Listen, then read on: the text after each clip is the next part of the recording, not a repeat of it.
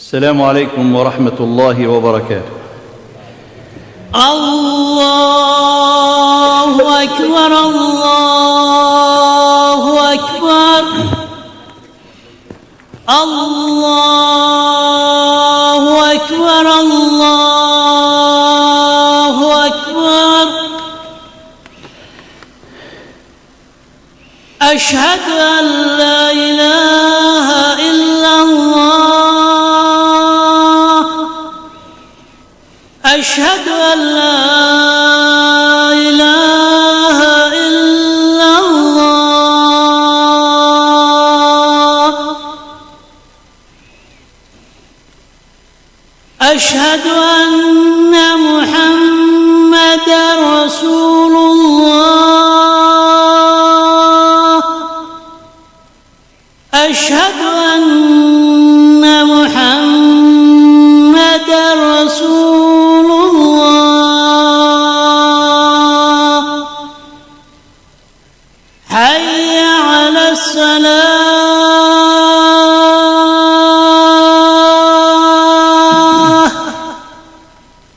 حي على الصلاة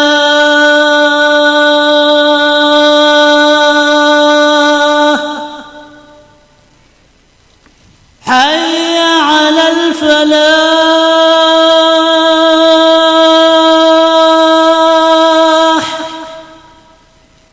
حي على الفلاح.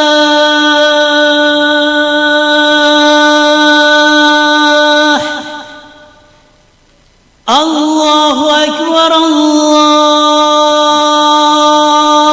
أكبر. لا إله إلا الله.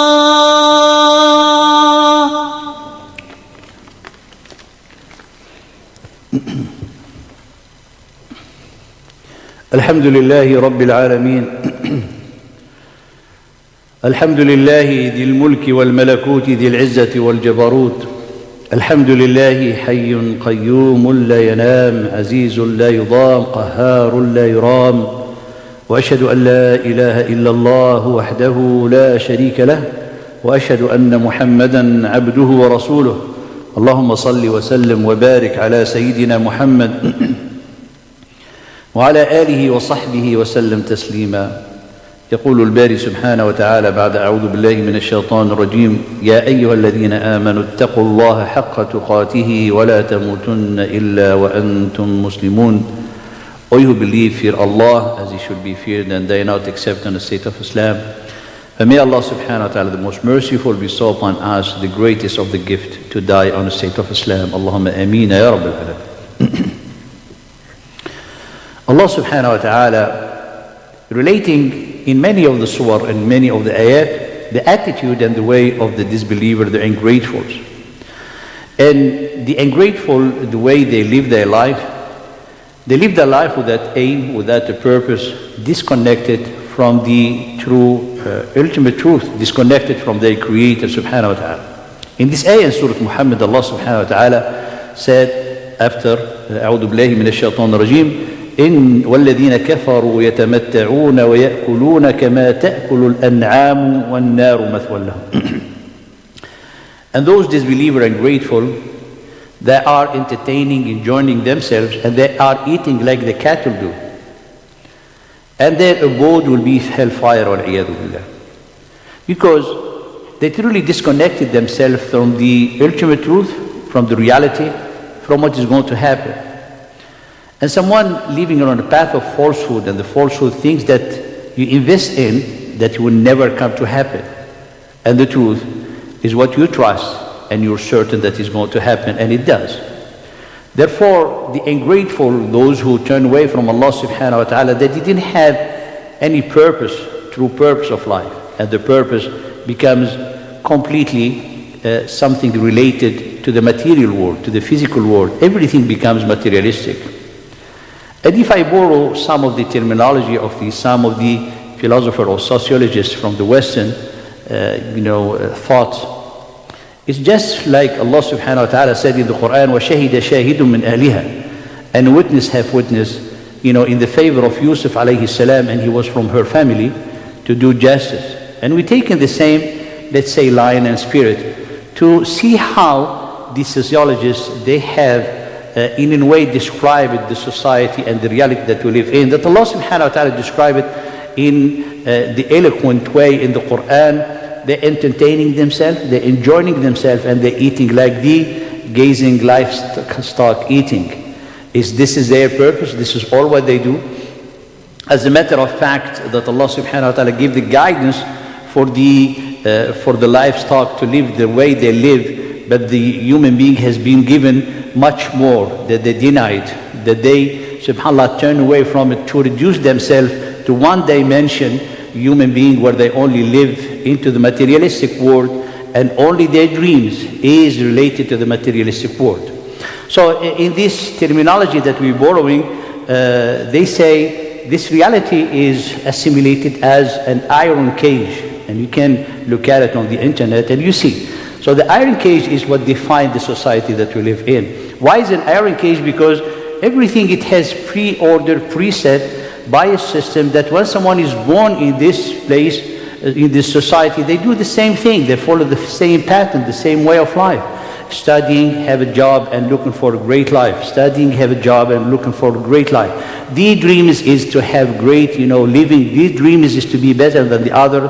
So it's all materialistic. And this is an iron cage. So once someone is born in it, he will not think to change it. Why? Because he set his mind to be thinking or to continue or to strive getting to their dreams that has been preset to them, preordained, dictated on them by the society. So, subhanAllah, if you see the iron cage, this is exactly what Allah subhanahu wa ta'ala telling us in the Quran. As a matter of fact, another sociologist from the same school, they say it is more like, let's say, the life, the general life, or the life that comes, the public life is being colonized. And I'm reporting what they're saying. It's been colonized. And this colonization made all the system, made all this, subhanAllah, the system to be ruled by this materialistic, let's say, or when I say materialistic, nothing have to do with the moral, nothing have to do with the akhlaq, nothing have to do with the hereafter, not to have to do with the dimension that we believe in, that exists beyond this world, this physical world. So he's saying this is the colonization of the life world, which is being colonization by what? By two things, by power and money. So the power and money, those who are dictating everything, and those who are defining the akhlaq. Though there is one of the characteristic that we need to understand here, because this is very important for us. Why is it important? Because living in this world, we're being influenced by this world, we're being bugged by this world. Our way of thinking is being influenced, maybe metamorphosed by this way of the way of this world thinks. So therefore, we might have, subhanAllah, crookedness in our belief that we are not aware about.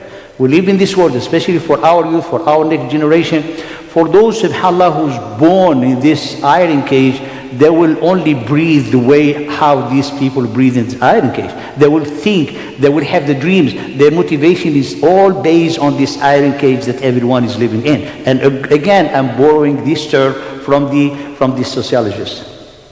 And it is Allah subhanahu wa ta'ala said, يَتَمَتَّعُونَ, but Allah subhanahu wa ta'ala said it for us in a dimension that you look like in exhaustive, comprehensive, from now to the eternity. Now, one of the characteristics of this iron cage of the society, of the ideology that has been dictated, all like ruling the world and ruling this society, is they make separation between the intellect and the akhlaq and the moral. So the intellect, subhanAllah, the reason becomes like more instrumental reason. You find them so skilled, so very skilled to process data, to do whatever they, subhanAllah, they want to achieve in the materialistic world, but incapable to build a good relationship, incapable to take care of the children, incapable to have a good household. Why?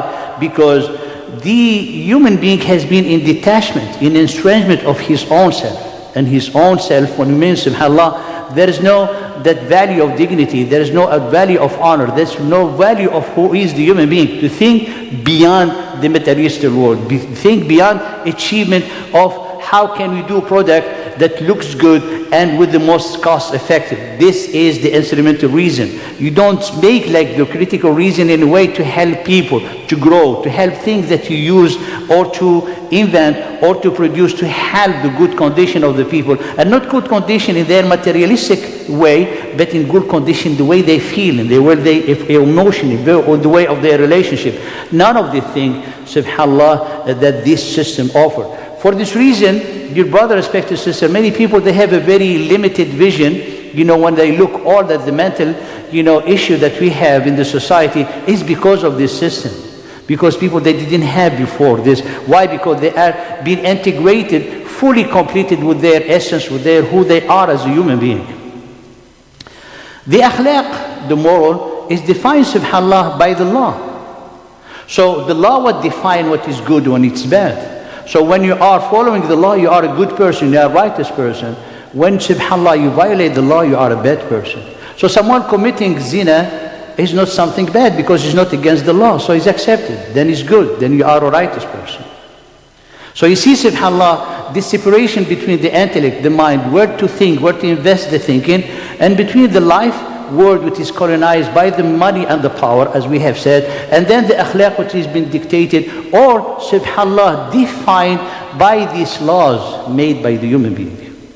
Then add to it the absolute relativism that people, subhanAllah, we live by today. Everyone's opinion is right. That's what it leads to inclusiveness, that it leads to equality, because without this relativism, you cannot have equality.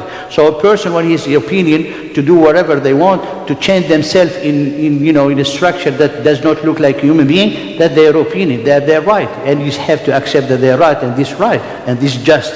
Therefore, with this absolute relativism, what it happens, subhanAllah, there is no difference anymore between good and evil. So good equal to evil. And then justice equal to injustice. So when a political party sees something is just, the other one sees it unjust. And they see exactly what these people advocating for it to be justice, they see it like the mere oppression and mere injustice. Therefore, we do not have any standard reference, any moral standard to refer to, and then, subhanAllah, the collapse of the whole society.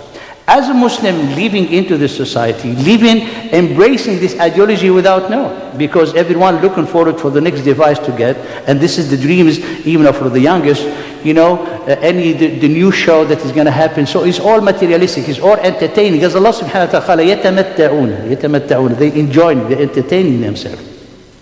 You have two categories of people that come among the Muslims, which is actually a category that is most of the people who adhere to a certain faith, they live that by. So we have people, they have double life. And double life is normal, becomes a normal. A life which is the life world, the public life, that they go to work, they live their life, subhanAllah, they speak how the other people speak, they speak in the way to be pleased by the other people. So many things that they say, many invitations that they accepted, all of it, subhanAllah, comes by violating the way of Allah subhanahu wa ta'ala. But then they come to the masjid, they come to their prayer. In their prayer, that, subhanAllah, to fulfill that need that the soul had toward the unseen.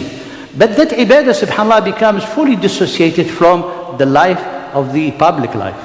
Then we have like dual life, a life where a person thinks that he's a believer and righteous and everything, and the other life, which is fully in parallel, subhanAllah, they adhere to every way, the way they advocate, the way they talk, the way they invest, the way they do, the way, and then when it comes to the ibadah, they said, this is, it's haram. No, it's haram. Look, everybody is doing it. So everybody's doing it becomes the new evidence to justify what people they do in this dear life. These people are mustad'afin.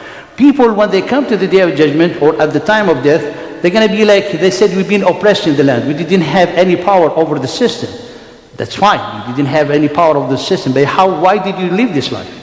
Therefore, these people, subhanAllah, who live this dual life, they're not true believers. Because they embrace the system and being influenced by the system, unfortunately or like sadly, it's not because they chose it, because they've been born in it. And that's the problem. But being born in it, they think that they are guided, and they're not guided. وَيَحْسَبُونَهُمْ قَالَ قُلْ هَلْ نُنَبِّئُكُمْ بِالْأَخْسَرِينَ أَعْمَالًا الَّذِينَ ضَلَّ سَعْيُهُمْ. They lost their ways in this dunya. وَيَحْسَبُونَ أَنَّهُمْ subhanallah yuhsinuna sun'a, and they think they're doing good. As Allah subhanahu wa ta'ala said about the hypocrite, they truly think they are corrected. They told them, do not corrupt on the earth. They said, no, we are good people, we are corrected, we are people who do reform. Said, no, you are the one who corruptors, but you do not perceive it, you do not feel it. And that's the problem here, that we have things that we do not feel. We don't know that is wrong, but we think, subhanAllah, we still think that is good. And that's the problem here. These people, when the angel come to take their life, as Allah subhanahu wa ta'ala said in Surah An-Nisa, إِنَّ الَّذِينَ تَوَفَّاهُمُ الْمَلَائِكَةُ ظَالِمِي أَنفُسِهِمْ, when they come to take their soul, while they wronged themselves, they said, what was the matter with you? Why did you do this? They said, oh, we've been oppressed in the land. We didn't have any control. We've been influenced. He said, but the earth of Allah subhanahu wa ta'ala was not vast for you to run away with your deen, with your integrity, with who you are as a true human being. No, it's not going to work. So subhanAllah, these people, Allah told us that they're going to be in hellfire. Why? Because they have been applying the same system. They were enjoying themselves and they were eating like the cattle they do. Why? Because the system of the guys who help them to elevate themselves, who help them to look at the vast horizon of the universe and to be connected with Allah subhanahu wa ta'ala, they didn't exist. What they have done, their ibadah, that their worship that they do, actually they submit it to their public life. They want to work, they come into Qiyamul Layl to make, Ya Allah, give me this beautiful work. As soon as they get this beautiful work, they forget about Qiyamul Layl. They forget about the dua. They forget even by coming to the masjid. So it becomes like a materialistic worship as they live a materialistic life, as they have a materialistic dream. However, the other believers who truly they live by Allah, seeking the pleasure of Allah, they are also oppressed in the land. But these people, as Allah subhanahu wa ta'ala mentioned, He said, those who've been oppressed in the land, Allah want to confer for them the favor. يُرِيدُ اللَّهُ أَنْ يَمُنَّ عَلَيْهِ وَيَجْعَلْهُمْ, and He make them the inheritors of the earth. Why? Because those are the only candidate who will be helping the humankind to free themselves from this iron cage. Get free and set themselves free from this colonization of power and money. I'm saying these two words, if you look at the internet, they are from German sociologists or philosophers, defining the society that we live in.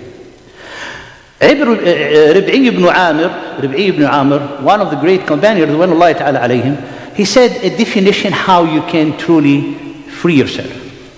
The definition, when he met with the commander or the general of the Persian, his name Rustam, he told him, why did you come to us? قالوا نحن قوم ابتعثنا الله سبحانه. We have been people who sent by Allah subhanahu wa ta'ala, following the guidance of his Prophet صلى الله عليه وسلم. لنخرج العبادة من عبادة العباد إلى عبادة الله.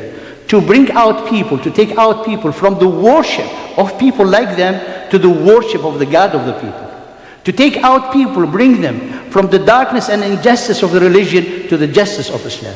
To take out people from the tightness and the anguish caused by the tightness of thinking in this closed world to the vastness and the joy and the sakina that Islam will give when you live into the vastness of this universe in this dunya and the hereafter.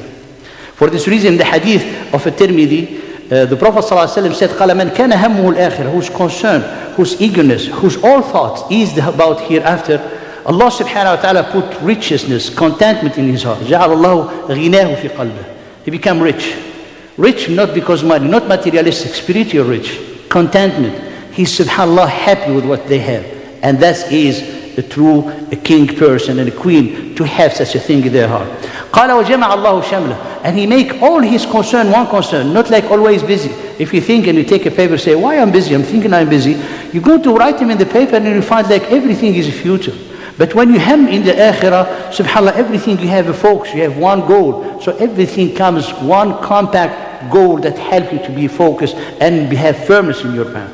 قَالَ وَجَاءَتْهُ الدُّنْيَا رَاغِمًا. And this worldly life come kneeling to them, kneeling to one who has richness in their heart. This dunya, this worldly life come to kneel with you. And when it comes to kneel to you, as a believer, you don't even pay attention to it because your relation is with the Most High. However, the one he's all concerned, all worrying is about with this worldly life. And this is again the hadith. قَالَ وَمَنْ كَانَ هَمُّهُ الدُّنْيَا جَعَلَ اللَّهُ فَقْرَهُ بَيْنَ عَيْنَيْهِ. Allah make the poverty to follow them and He will see it all the time between His two eyes. Wherever he turned, he had billions of dollars, always he's being chased by poverty. He's scared, insecure, subhanAllah, always depressed, anxious. Why? Because he's feeling poverty despite the fact he has millions. And if this million, if he's in halal, as some people they say, if they spend $100,000 every day, they will live more than 100 years or 200 years and still they will have still money. But these people are still scared and fearing the poverty. And then the Prophet ﷺ said, قَالَ شَتَّتَ لَهُ الْأَمْرُ. Then every time he's busy, his heart, subhanAllah, is divided. He's thinking of everything in the same time, which has caused them anxiety and caused them all the trouble, of the soul and the psychology. And then, قَالَ وَلَا يُؤْتِهِ مِنَ الدُّنْيَا إِلَّا مَا كُتِبَ لَهُ. And he only gained from the dunya what Allah subhanahu wa ta'ala has decreed for him. So all the problem that this person is doing for himself, and getting to that point, subhanAllah, of anguish, of distress, and he only gonna get from the dunya that what Allah subhanahu wa ta'ala has decreed for him. Therefore, the idea here, as we are into the society, in this world, governed, dominated by this ideology, how can we free ourselves from this iron cage? It's very simple to make all your thoughts is about your akhirah, your ultimate goal. Because today, the way of the commodification of everything it becomes like a commodity. And this commodity becomes, subhanAllah, has certain kind of sense of magic. People, when they touch a new phone, they feel so good. They feel, subhanAllah, so excited. They feel like elevated. They feel like someone important. Anyone who wears like a shirt with a brand name with his peer, is like the new color and the new brand and the new model, he feel like above them. SubhanAllah, that touch of magic in the commodity that the materialistic world instill in it, it becomes the new God for the people. So you see, many of us already worshipping other than Allah, but they do not know, because instead of getting that security, that subhanAllah, pride, that honor from a relation with Allah subhanahu wa ta'ala, they are taking it from commodities. The way, dear brother, respected sister, as I have said, this is very important for us. Many people, they might not perceive it, but if you think about it, and I invite everyone to ponder, even in your details of your life, you'll see that we are doing a lot of things that is far from Allah or taking us distant from Allah subhanahu wa ta'ala. To have your concern, to have your worry to be the hereafter, we have to remove the locks in our hearts. Al-Aqfal. These locks in our heart, we are building this lock. We are putting these locks. These dreams that we have that not related to Allah subhanahu wa ta'ala is a lock. The wishes that we have that is very materialistic is a lock. Does not mean that you should not have dreams in this dunya. Have them under the umbrella of Allah subhanahu wa ta'ala pleasure. Allah subhanahu wa ta'ala put you barakah in it. Someone want to be an engineer, someone want to be a doctor. We have a new way of look to show how the influence of the society on our kids. People, they want to be influencer today. The most ignorant people on planet Earth. And they, subhanAllah, making money. So it's not about knowledge, it's about decency, it's about making money. So people, they want to be influencers. It becomes a dream, can you imagine? So this is having, subhanAllah, such a dream for our kids or for our new generation. We have to be concerned. We have a problem. We have a big problem. Therefore, these locks that we are building for ourselves is because we're embracing this reality without being aware that it's killing us from inside. What is the path? What is the path? How? The path, dear brother, respected sister, is as Allah subhanahu wa ta'ala said, قال أفلا يتدبرون القرآن أم على قلوب أقفالها. Do not they ponder in the book of Allah subhanahu wa ta'ala, or these hearts have locks on top of it, being locked. So we have to remove the locks. You have to look at the book of Allah subhanahu wa ta'ala. So anything, if you define what is a lock into the heart, I'm going to tell you a dream. No, it's not a dream. There is many things. So anything that becomes an obstacle between you and the Quran, for the Quran to define your dreams, for Quran to be the base of your understanding, for the Quran to be the base of your motivation, for the Quran to be your guide, then you have locked into your heart. Then when we look at the Quran, and we say, subhanAllah, I have to reflect on the book of the Quran. And the reflection, not like we're talking about scholars, no, reflect, read into your native language, into the language, and you're going to understand the Quran. It's not a question that we have to make tafsir, to ponder. And the pondering and the reflecting on the Quran is an obligation of every believer. I like the memorization. Memorization is not an obligation. It's only obligatory of every one of us to know some of the Quran will enable them to pray. But the pondering of the Quran is an obligation. كِتَابٌ أَنزَلْنَاهُ إِلَيْكَ مُبَارَكٌ لِيَدَّبَّرُوا آيَاتِهِ. The reason for we have sent this book filled with the blessing so they can ponder on each ayat. So the ponderation is an obligation. And the pondering of the Quran that is going to elevate you, that's going to help you break the chain of this iron cage. Why? Because this iron cage make you one dimension to only think materialistic. When subhanAllah you connect your mind, your reasoning and your akhlaq, the standard of morality, then you regain that part of you as a human that has been honored, as a human that has dignity, as a human they stand for justice, as a human they will be mad against oppression, as a human they advocate in the way of the justice, in the way of Allah subhanahu wa ta'ala. They think big. And then when you look at the Quran, subhanAllah, the first thing that is pondering of the Quran, without the pondering of the Quran, you will not be able to know Allah subhanahu wa ta'ala. The Quran is the words of Allah, and it has one of the attributes of Allah. And in the Quran is manifested the names of Allah and the attribute of Allah. How do you know that Allah is the all-wise? You see it in the Quran. Allah subhanahu wa ta'ala, He's the creator, is in the Quran. Allah subhanahu wa ta'ala, the all-knowing, is in the Quran. You read Allah subhanahu wa ta'ala, how He is subhanahu wa ta'ala the greatest, and us with the insignificant, in this insignificant planet Earth, Allah, the King of the Kings, is talking to you. So the worst of the sin ever is to turn away from the Quran when it is the greatest gift in the universe, and it is the soul of the universe and the cosmos. Is the Quran. Is the Quran. That's why it's an obligation. When Ja'far Sadiq was asked, he said, we've been making dua and no answer is coming. He said, because you are calling the one that you do not know. People, they're calling Allah subhanahu wa ta'ala, it's like they're calling subhanAllah, making like subhanAllah, it's like going to have a game, or to have subhanAllah, what they call it, a lottery. You know, Ya Allah, give me this because of this. But as soon as he's been given, he will turn away. There is no connection. قال لأنكم تدعون من لا تعرفون. You are calling the one that you do not know. And the only way to know Allah subhanahu wa ta'ala is through the Quran. That's why if you do not have this ability to ponder on the Quran, to know Allah subhanahu wa ta'ala, then you're going to have always bad assumption about Allah. And it comes to the day of judgment, those assumptions that are going to cast someone in hellfire. قال وذلكم ظنكم الذي ظننتم بربكم أرداكم فأصبحتم من الخاسرين. This is the way how you assumed Allah should be doing with you. You assumed Allah subhanahu wa ta'ala, He was not good enough with you. You assume that Allah subhanahu wa ta'ala, He should have answered you for this job. You assume Allah subhanahu wa ta'ala that He should have give you this. And subhanAllah, without knowing Allah. That's why when you're making dua, you do not know who is Allah subhanahu wa ta'ala. For this reason, the only way to know Allah is through the Quran. And when you know Allah subhanahu wa ta'ala, you elevate yourself, you connect, then you know who is Allah subhanahu wa ta'ala. The other aspect in the Quran, you know yourself, because the Quran is the mirror of the truth. When you look at the Quran, you look at the truth. Then when you look at the Quran, not like you look at the mirror in yourself, you say you look safe, mashallah, you look kind, you look nice. People, they say always you look nice. This is how define who you are. No, who we are what Allah said in the Quran. You are a weak person. You are ignorant person. You are a person that you hasten, ajula, dhaluma, transgressor, wronger himself. This is what Allah said about us in the Quran. خُلِقَ الْإِنسَانُ ضَعِيفًا وَكَانَ الْإِنسَانُ أَكْثَرَ شَيْئًا عَجَلًا إِنَّ الْإِنسَانَ كَانَ ظَلُومًا جَهُولًا. A transgressor, someone who corrupted, someone who's ignorant, and he is poor all time in need. Then when you remember Allah subhanahu wa ta'ala, the one that generous, He tell you Kareem, the one who's the wadud, loving kind. Can you imagine wadud? Allah subhanahu wa ta'ala want to come to you, so you will love Him by giving you all this favor. This is, dear brother, respected sister, this is the way how when you know yourself, you'll be able to know Allah. And when you know Allah, that's where you bring tranquility in your heart, only by pondering in the Quran.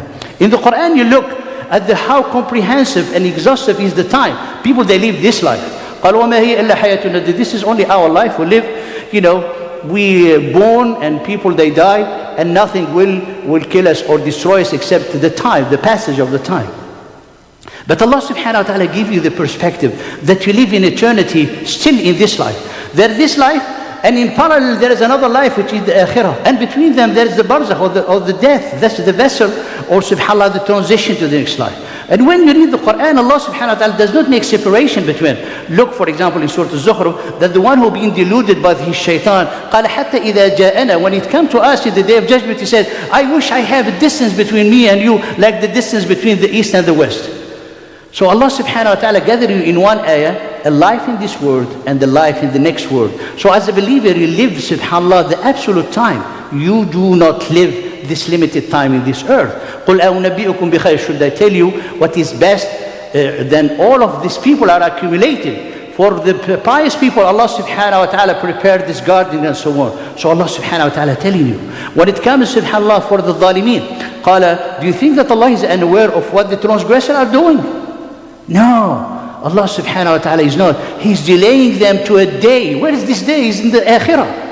So the Quran gives you a dimension of time that Allah subhanahu wa ta'ala created. He gives you subhanallah a dimension of a day equal to 1,000 years. A day equal of ascension of the angel of 50,000 years.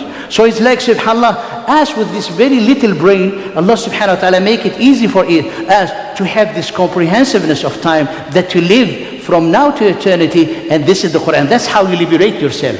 You subhanallah liberate yourself from the magnetic field of this materialistic world to become someone free, connected with Allah subhanahu wa ta'ala. The other aspect that we can remind you and myself with it is the aspect when you look at the Quran, subhanallah, there's the thing that helps you to have tranquility, to have, firmness in your heart. It's there. It's a medication. Allah subhanahu wa ta'ala said, قَالَ مَوْعِظَةً, reminder, and healing for ease in this chest. If you want truly, get to the book of Allah subhanahu wa ta'ala. Everything has that is going to provide you or confer joyful life is in the book of Allah. So why you don't read the Quran? Why? Why are you, subhanallah, hating yourself? Are you working against yourself to not read this great gift that Allah ever existed on the universe, which is represent the soul of the whole cosmos? And the last thing, subhanallah, the last thing, as this reminder to free yourself, to liberate yourself from this iron cage, is to look what is success. Allah subhanahu wa ta'ala define for you what should be your dream. In the ayah, subhanallah, قَالَ وَكَانَ ذَلِكَ عِنْدَ اللَّهِ فَوْزًا عَظِيمًا. Be admitted in paradise and forgive their sins. That for Allah, in the sight of Allah, the greatest of the success, the greatest of the felicity. So Allah, your Lord, your Creator, telling you this is the greatest of the success, and you still, subhanallah, busy with the dunya, busy by accumulating the dunya, when that is going to be your khasara. That's where you're going to be a loser there. The dunya is only a trial for you. قال وكان ذلك عند الله فوزا عظيما له مقاليد السماوات والأرض والذين كفروا بآيات الله أولئك. He has Allah the keys of the heaven and the earth, and whoever who deny and turn away from his book and for his guidance, those are the true losers. When Abu Dharr radiallahu ta'ala anhu came to the Prophet sallallahu alaihi wasallam, he said, Ya Rasulullah, give me advice. He said, fear Allah subhanahu wa ta'ala. He said, give me more, Ya Rasulullah. قال عليك بتلاوة القرآن وذكر الله فإنه نور لك في الأرض وذكر لك في السماء. He said, then after that, recite the Quran and remember Allah. Indeed, the citation of the Quran and the remembrance of Allah, it is a remembering to you in the heaven and a light to you on earth. أقول قولي هذا واستغفر الله لي ولكم فاستغفروه الغفور الرحيم.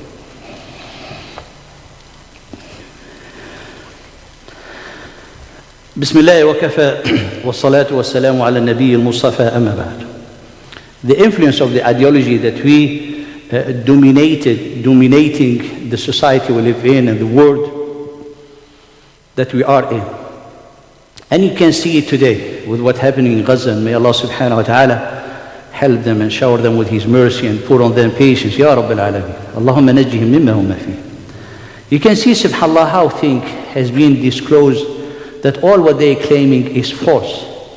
Because when things comes to the reality, it's not Quran. It's not what Allah subhanahu wa ta'ala said to be fulfilled as it has been said. That is what is called falsehood. Because when you claim something and you define it as being your principle and you go against it, then those principles are a falsehood, are not reality, are not the truth. Therefore, the believer, you don't know how much you have been influenced, but you know that you have the book that will save you.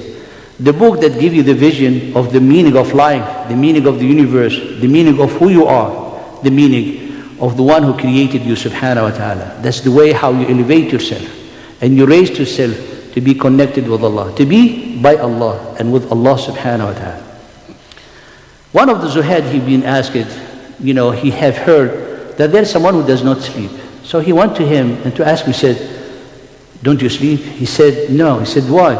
قال منعتني عجائب القرآن أن أنام.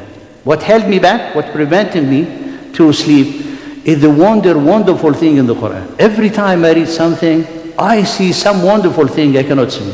منعتني عجائب القرآن. So you see, subhanAllah, our hearts very far are rooted from these wonders of the Quran. But the step when you have a sincere intention, Allah subhanahu wa ta'ala will help you. And here we are welcoming the best of the months. As the Prophet ﷺ قال قد جاءكم رمضان. Here Ramadan is coming. شهر المبارك, a blessed month.